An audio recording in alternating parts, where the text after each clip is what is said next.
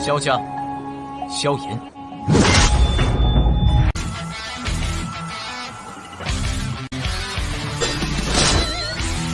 指缝中的光点燃了梦魇，站在天端俯瞰着世界无边无边。 Selamat datang di channel hiburan netizen. Mari kita lanjutkan part berikutnya dari cerita novel Donghua Battle Through the Heavens. Ini hanyalah full spoiler. Tanpa banyak kata demi menghemat kuota, segera kita mulai isi ceritanya. Derek warna-warni besar mengepakkan sayapnya. Dalam sekejap mata, itu membawa angin liar saat muncul di sekitar pegunungan mata surga. Dalam sekejap hampir semua tatapan mereka yang hadir berubah ke langit tanpa persetujuan sebelumnya. Nama Nona Feng dari Paviliun Petir Angin cukup terkenal di wilayah utara dataran tengah. Banyak orang tahu bahwa bakat pelatihan wanita ini luar biasa dan dia telah diambil sebagai murid terakhir dari kepala Paviliun Timur dari Paviliun Petir Angin. Dikabarkan bahwa dia memiliki kesempatan tertinggi untuk menjadi kepala Paviliun Timur di kalangan generasi muda. Kekuatan dari Paviliun Petir Angin dapat dipertimbangkan di antara bagian atas bahkan di dataran tengah. Siapapun yang bisa mengendalikan fraksi pasti akan mendapati statusnya melambung. Selain itu, cukup banyak orang tanpa sadar merasa iri pada Nona Feng ini. Tingkat seperti itu adalah sesuatu yang orang biasa akan kesulitan mencapai bahkan jika seseorang bekerja keras sepanjang hidup mereka. Xiao Yan juga duduk bersila di puncak pohon. Matanya menyipit saat dia menatap deru warna-warni besar di langit dari kejauhan. Dia samar-samar bisa melihat sosok yang halus dan bergerak di kepala Derek. Saya ingin tahu apakah Fei Tian telah mengikuti mereka. Jika orang tua itu juga datang, akan ada masalah kali ini. Mata Xiao Yan perlahan menyapu deru warna-warni besar saat dia bergumam pada dirinya sendiri di dalam hatinya. Derek warna-warni besar secara bertahap turun dari langit sementara Xiao Yan bergumam. Akhirnya berhenti di suatu tempat 100 meter dari tanah. Dengan penglihatan Xiao Yan, dia jelas bisa melihat semuanya dari jarak ini. Hal pertama yang tercetak di matanya adalah sosok bergerak dalam gaun berkibar, berdiri di atas kepala Derek. Wanita ini mengenakan pakaian berwarna-warni dan sepertinya memancarkan aura orang yang terhormat pada jarak yang jauh. Wajahnya sedikit tipis dan lonjong. Bersama dengan mata gemerlapnya yang berwarna keunguan-keunguan, menyebabkan Nona Feng ini tampak seperti puteri dari sebuah kerajaan yang tampak indah dan suci. Dia tidak cocok dengan adegan yang dipenuhi orang.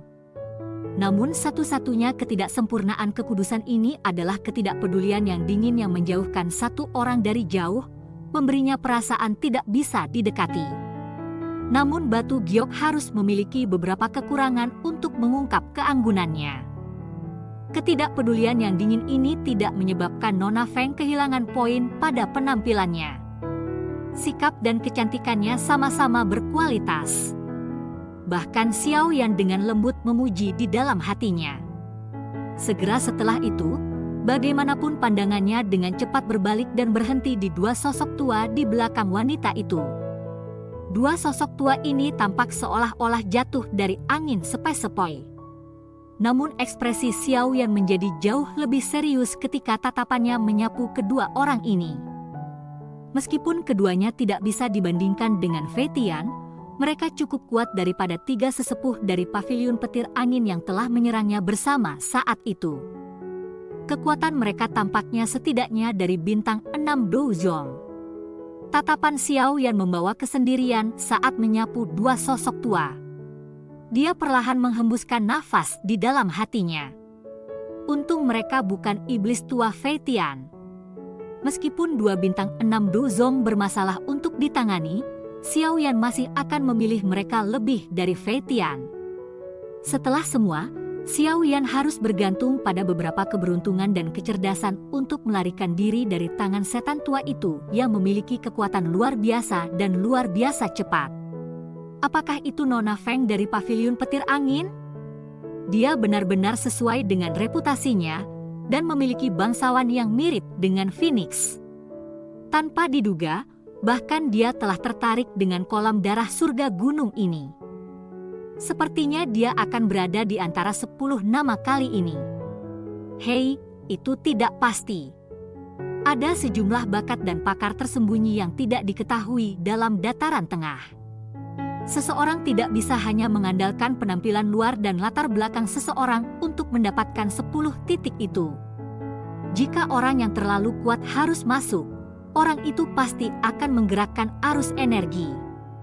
Pada saat itu, dia hanya akan mencari kesulitan.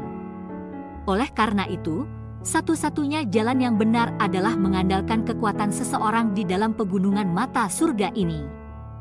Pada saat itu, para penjaga yang kuat di dalam sekte itu tidak banyak gunanya. Sebuah pikiran melewati pikiran Xiao Yan saat dia mendengar percakapan pribadi di sekitarnya. Dengan cara seperti ini, pegunungan mata surga dapat membatasi seseorang yang kuat untuk masuk. Oleh karena itu, kemungkinan Fei Tian tidak akan bisa masuk memberikan kekuatannya. Xiao Yan benar-benar meletakkan kekhawatiran di dalam hatinya ketika dia memikirkan hal ini. Dia memang sangat takut pada setan tua itu. Namun mengingat penglihatan saya tidak dapat melihat kekuatan pasti dari Nona Feng ini. Kemungkinan dia memiliki barang misterius yang menyembunyikan auranya. Meski demikian, saya tidak takut padanya. Selama dia tidak datang dan menemukan masalah denganku, aku juga akan terlalu malas untuk mencari masalah dengannya. Xiao Yan perlahan menarik matanya saat dia dengan lembut bergumam. Xiao Yan menarik matanya dan mengubah mereka ke pintu masuk pegunungan mata surga. Tempat itu dipenuhi banyak orang. Namun ada beberapa orang yang memasuki pegunungan saat ini. Semua orang tahu bahwa ada banyak binatang ajaib di dalam pegunungan mata surga. Tidak ada kekurangan binatang kuat yang menakutkan di antara mereka. Kemungkinan seseorang hanya menyerahkan dirinya kepada mereka dengan memasuki pada saat ini. Oleh karena itu, banyak orang yang menunggu dimulainya gelombang energi. Hanya pada saat itu para binatang ajaib di pegunungan akan jauh lebih jinak setelah ditekan oleh kekuatan pasang surut. Saat itu adalah saat paling aman untuk memasuki pegunungan. Kemungkinan gelombang energi akan dimulai dalam beberapa hari ke depan. Pada saat itu, jumlah orang yang mengerumuni pegunungan akan mencapai jumlah yang menakutkan. Namun tidak ada yang tahu berapa banyak orang yang akan berhasil mencapai kolam darah gunung surga. Untuk saat ini, semua yang bisa saya lakukan adalah menunggu dengan tenang. Xiao Yan menghela napas lembut di dalam hatinya. Dia sekali lagi menarik pandangannya, menutup matanya dan sembuh. Tetuamu, apakah ada orang dari 3 pavilion lainnya yang telah datang ke kisaran mata surga? Wanita berbaju warna-warni di derek besar menyapu matanya dengan acuh tak acuh atas orang-orang di bawah. Setelah itu, dia membuka mulutnya dan mengajukan pertanyaan. Suaranya jernih tetapi samar-samar memancarkan ketidakpedulian yang dingin. Hehe, bagaimana mungkin mereka tidak datang? Pavilion 10.000 pedang Tangying, Pavilion musim semi kuning Wang Chen, dan Muh King Luan Pavilion bintang jatuh. Orang-orang muda paling menonjol dari masing-masing sekte semuanya telah dikirim. Mereka sudah mencapai puncak kelas Dou Huang. Jika mereka bisa berendam sekali di kolam darah surga gunung, itu tidak akan lama sebelum mereka melakukan terobosan ke kelas Dou Zong. Siapa yang akan melepaskan kesempatan seperti itu? Seorang pria tua berjubah hijau tertawa dengan cara yang aneh dari belakang wanita berpakaian warna-warni itu. Wanita itu mengangguk pelan setelah mendengar ini. Senyum samar muncul di wajahnya yang agak dingin dan acuh tak acuh saat dia menjawab, sepertinya pertarungan untuk kolam darah gunung surga kali ini akan menjadi pemanasan. Nona muda, kepala telah meminta Anda untuk sedikit berhati-hati kali ini. Kolam darah gunung surga telah menarik cukup banyak ahli muda dari wilayah utara kali ini. Selain dari 3 sebelumnya, Ada beberapa orang lain yang juga memiliki kualifikasi untuk bertarung dengan beberapa dari Anda. Oleh karena itu, yang terbaik adalah berhati-hati sedikit ketika melakukan sesuatu. Tetua merah berjubah yang lain itu perlahan mengingatkan. Misalnya orang itu yang dipanggil Xiao Yan? Wanita berbaju warna-warni itu mengangkat sudut mulutnya menjadi busur kecil saat dia berbicara dengan suara lembut yang agak dingin. Orang ini adalah musuh besar yang tidak dapat diremehkan. Kami bertemu dengan kepala paviliun utara Fei Tian di sepanjang jalan di sini. Bahwa Xiao Yan sebenarnya melarikan diri dari tangannya. Sangat mungkin bahwa seseorang bahkan tidak dapat menemukan 5 orang dalam generasi yang sama yang dapat menunjukkan kemampuan seperti itu. Nona muda juga harus memiliki pemahaman tentang kekuatan kepala paviliun utara. Oleh karena itu, wajar saja bagi Anda untuk mengetahui betapa sulitnya untuk melarikan diri dari tangan kepala. Hal-hal yang berkaitan dengan Xiao yang telah tersebar di seluruh paviliun petir angin baru-baru ini. Nona muda seharusnya juga mendengar tentang dia. Tetua berjubah merah berbicara dengan suara serius. Saya telah mendengarnya secara alami. Bagaimana mungkin seseorang yang bisa mematahkan formasi 9 pembongkaran petir surgawi bahwa 3 tetua paviliun utara mengatur dengan kelompok besar menjadi orang yang tidak dikenal. Namun saya bertanya-tanya apakah dia bisa mencapai ini dengan hanya mengandalkan kekuatannya? Pegunungan mata surga ditekan oleh gelombang energi. Jika energi seseorang melampaui batasnya, seseorang pasti akan menarik energi yang terkumpul. Oleh karena itu, seseorang harus bergantung pada kekuatannya sendiri di dalam pegunungan. Tidak mungkin untuk mencapai apapun dengan menggunakan kekuatan orang lain. Nona muda yang penuh warna menarik ke samping sehelai rambut hitam dari dahinya dengan tangannya yang lembut saat dia berbicara dengan lembut. Mata coklat keunguannya berkedip-kedip. Orang tua.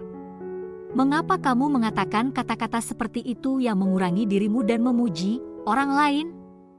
Anak kecil itu mungkin memiliki beberapa kemampuan, tetapi dari cara saya melihatnya, seluruh situasi adalah karena tubuh spiritual yang kuat itu.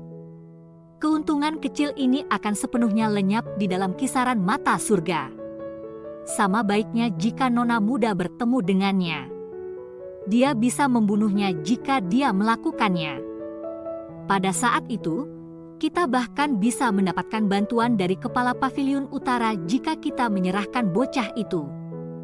Pria berjubah hijau tua di samping tertawa.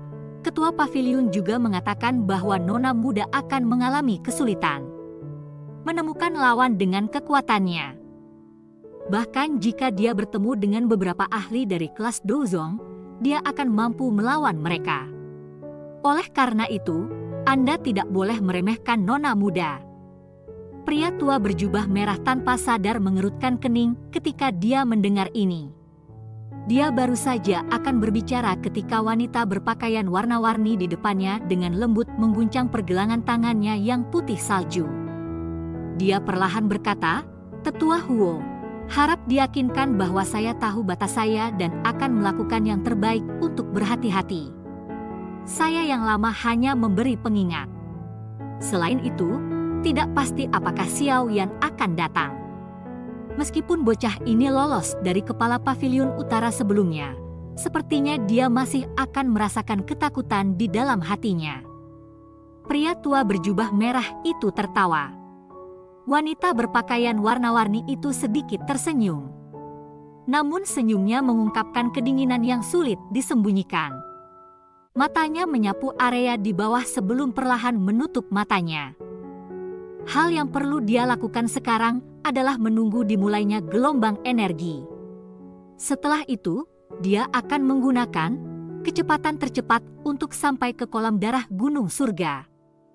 Karena 3 paviliun lainnya juga telah mengirim ketiga orang itu, pertarungan kali ini akan sangat menarik. Sepertinya tidak akan mengecewakannya. Selain itu, orang yang dipanggil Xiao Yan, yang telah disebutkan sebelumnya, ditempatkan di belakang pikirannya. Meskipun Xiao Yan telah memicu badai keributan dengan membunuh Chen Yun dan dengan paksa mematahkan 9 pembongkaran petir surgawi, hal-hal ini dikaitkan dengan tubuh spiritual yang kuat pada dirinya. Ada banyak keraguan tentang kekuatan Xiao Yan. Keraguan semacam itu juga dimiliki olehnya. Waktu yang tersisa berlalu selama menunggu monoton ini.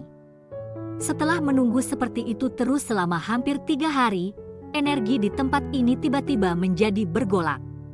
Begitu energi di sekitarnya berubah, Xiao Yan yang telah duduk di atas pohon akhirnya membuka matanya yang sedikit tertutup. Ekspresi yang tidak biasa melintas di matanya. Apakah akhirnya akan dimulai? Cerita pun bersambung ke episode selanjutnya. Jangan lupa di like, komen, subscribe dan share-nya ya, biar tambah semangat dan konsisten, dan dapat membantu meningkatkan kultivasi Xiao Yan. Terima kasih.